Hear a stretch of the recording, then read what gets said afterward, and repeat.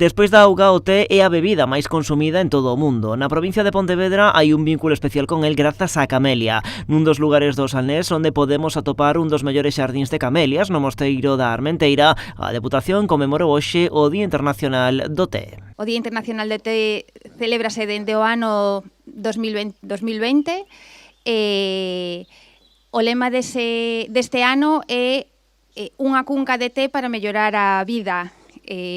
Porque o té é o medio de subsistencia de moitas familias. Nesta celebración, veciños da zona e visitantes puideron degustar tés producidos con camelias da finca Areiro, un atractivo turístico, pero tamén unha nova fonte de riqueza que explora xa novas vías de negocio. Creo que isto é unha fonte de ingresos, é verdade que pode ser un recurso económico. Non temos algún chef interesado que vai facer o curso para poñer o té, xa fixa a plantación no seu establecimento, vai facer xa poñero na súa carta do seu restaurante, un chef estrella Michelin. O presidente provincial aproveitou para salientar o potencial da flor da camelia, situando a provincia de Pontevedra no mapa, como fixo recentemente a Deputación no Xapón no Congreso Internacional da Camelia. E ali, pois, o que lle trasladamos ao mundo, pois foi ese extensa, rico, variado patrimonio que aquí está vencellado a camelia, algo que sorprendeu en base ao que puidemos percibir. E logo tamén